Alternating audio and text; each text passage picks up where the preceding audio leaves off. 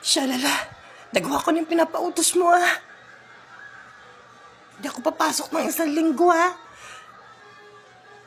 Ba't kailangan pagawin niyo kay Ate Lulu? Ang gusto ko, turuan din si Ate Lulu. Dahil siya na lang nagtuturo sa atin para mabuhay, magkaroon ng karapatan sa mga boyfriend namin. Dahil sinisecure ko lang yung business ko, no, yung karinderya ko, te. Pero may isang linggo ka hindi papasok. Di ba ikaw naman nagsabing hindi ako pumasok ng isang linggo? Kung ganyan lang ugali mo siya, Lala, edi sana hindi kita pinagbigyan. Nagpadala pa ako ng spy na camera. Hindi mo maintindihan kung kanggaro ba o bisiro o binilog na itlog.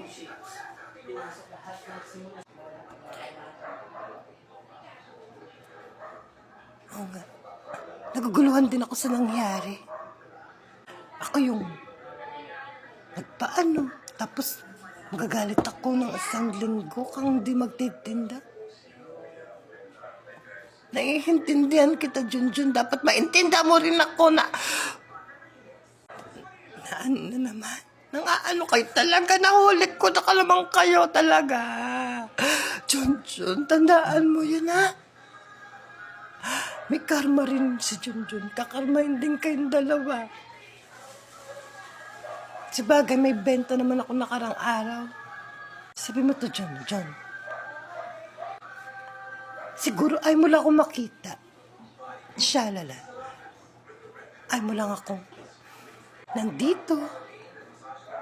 Sabon-sawa ka na ba sa buhay ko? Mga advice mo kasi, Ate Lulu. Parang kinakarma na rin. Pare-parasan tayo dito. Kinakarma at kakarmahin. Tandaan mo yan.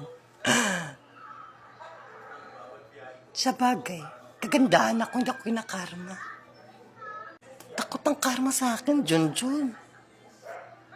Ikaw kasi, Lulu, bakit ka ba nandito? Ba't sinabi ba namin na pumunta ka dito para mahuli mo kami? Siguro may spy camera ka rin. O di, wala na rin tayong di ba? Patas na lang tayo. Oo, binayaran ko sa Junjun. Para sabihin ng lahat na ikaw pala yun. Shalala. Ang dapat karmahin. Buti pa si Junjun malaking kinita. Parang 10 oras lang. Ayaw mo na makita si Junjun. Gusto mo pa isang linggo? Sabi mo, Shala, gulong-gulo na naman ako sa nangyayari. Nakakainis. Gulong-gulo na naman ako sa nangyayari. Diyos ko, sumapaw ka pa, Lulu. Lahat na lang sabihin namin, sabihin namin, sinasabi mo. Ayun. Ikaw lang nagpapagulo.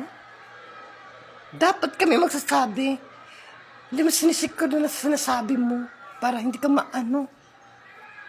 Malay ko sa inyo, naguguluhan talaga ako. Kasi kung naguguluhan ka naman, di ba, isang linggo lang, di ba? Pero bayad yung araw ko nun, di ba? Oh, siya nagpaano sa akin nun eh. Res sa akin, dapat bayad yun. Si Junjun, dapat bayad. Sige, Tito, nasasabi mo pa sinabi ko. At dapat, hindi ka nagagalit sa kanya dahil ikaw nagsabi nun. Di ba? Di ba yun ang sabi mo, Junjun? Sabi mo ng tilulus sa sarili mo, pakalamera ka kasi. Ba't nandito ba kayo? Ayan na naman, naguluhan na naman ako. Siyempre, di ba? Spy mo si Junjun. Nagpa-spy ako kay Junjun. Nakasalanan nito yung mukhang itlog eh. Gusto niyo ba yung sabihin ko? Ha? Eh, wala namang kinalaman yun. Binayaran ko yun. Si Junjun ang nalay ko sa inyo. Sabi mo sa akin na yung may kasalanan? Yung itlog? Yung itlog na yun? Yung mukhang besiro? Ganito na sabihin mo siya, Lala. Sige, sarado ko na lang to. Karinderya para wala tayong away. Isasarado ko na lang tong karinderya para wala tong away. Gusto ko maagaw yung customer mo kasi sabi ni Junjun. O si Junjun nga siguro may kasalanan. Bakit ako corporate trabaho mo? Wala akong kasalanan, di ba, Ate Lulu? Yung itlog na yun, si Shala na nagpaano nun, di ba? Ate Lulu, magsabi ka ng totoo. Sabi mo, Ate Lulu, di ba si Shala lang may kasalanan? Di ba, Junjun, si Shala lang may kasalanan? Bakit ako, Ate Lulu? Ang sabi mo sa Junjun. Pero bakit sa Junjun? Sabi mo, Ate Lulu. Malay ko. Mga ano kayo talaga eh. Sino ba may kasalanan? Wala namang may kasalanan. Gulo-gulo na ako, mababaliw ako sa inyo. Hindi ko nga papasara yung karinderya ko kasi kailangan ni Junjun ng trabaho.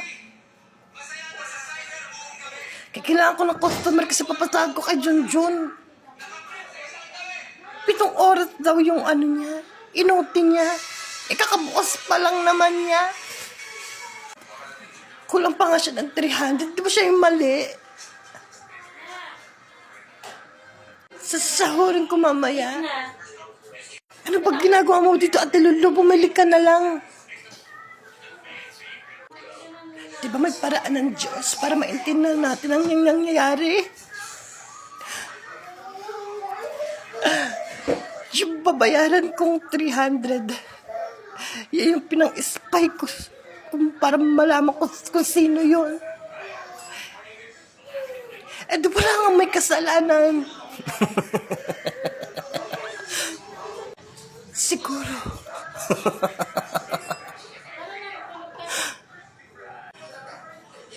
Ano ba yung bibilihin mo?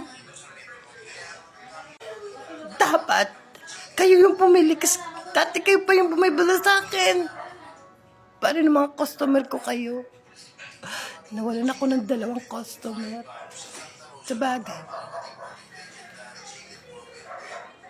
Malaki namang kinita ko. Pero madlalamang ka. Dalala. Di bibili rin ako mamaya sa'yo para wala kang sabihin. Ikaw talaga may kasalanan. Di mo tinatanong kung bibili ba ako sa inyo o hindi. Ganito sabi mo, Junjun. Sa totoo lang, hindi ako bibili sa inyo uli. Kung magkakaganyan lang kayo. Oo nga. Hindi talaga ako bibili muli sa inyo. Saka din ako magtatrabaho. Akin na yung sahod ko, Shalala. Saka yung 1 week ko. Ay, kulang ka pang 1 week. Bayad yung 1 week ko. Tandaan mo yan. Biruin mo yan. Sabi mo, Junjun, kay Ate Lulu ka na lang magtitinda. Kay Ate Lulu na lang ako magtitinda. Tandaan mo yung Junjun, ha? Ano ba kasalanan ko? Ba't magbabayad pa ako ng 1 linggo ka, Junjun? Tandaan mo yung Ate Lulu, ha? Kasi nga, mga agaw ka. Baka agawin pa yung boyfriend natin yan, Junjun. Susubukan namin sa polis. Di ba sila may kasalanan? Hindi naman ako si Junjun sa kasi si... Hoy, Ate Lulu, nakikisabuatan kayo, ha? Nagsasabuatan kayong dalawa, ha? Pag ako nabaliw. Iwanan mo na kasi yan, Junjun. Matagal na kitang pinapangarap. Mga lapastangan. Hindi na ako magtrabaho. 1 week. 1 week yun. Papayaran mo yun. Sumukat na sa polis. Sabi ko, sexual harassment yun. Diyan na kayo dalawa.